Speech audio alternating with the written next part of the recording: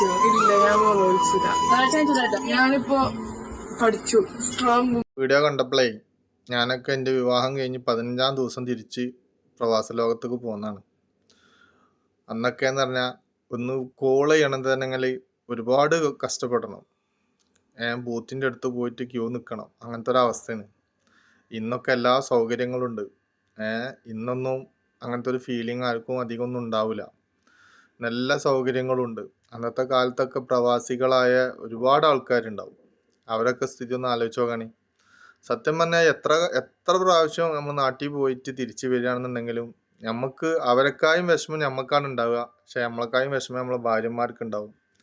അതൊരു വല്ലാത്തൊരു സംഭവം തന്നെയാണ്. ഒരു നീറ്റി ജീവിക്കുക എന്ന് പറഞ്ഞില്ല, അതന്നെ ഒരു നീറൽ പിടിച്ച ജീവിതം തന്നെ. എന്താ ചെയ്യുക, ഓരോരുത്തരത് കാണുമ്പോൾ സത്യം പറഞ്ഞാൽ നമ്മളൊക്കെ ജീവിതം അങ്ങനെ തന്നെ അല്ലായിരുന്നു. എന്തായാലും പ്രവാസികൾ അതൊരു വേറെ ഇത് തന്നെയാണ്. പക്ഷെ അവരാ വിഷമം അവരെ അറിയിക്കൂല എന്ന് മാത്രം. എന്താ ചെയ്യുക.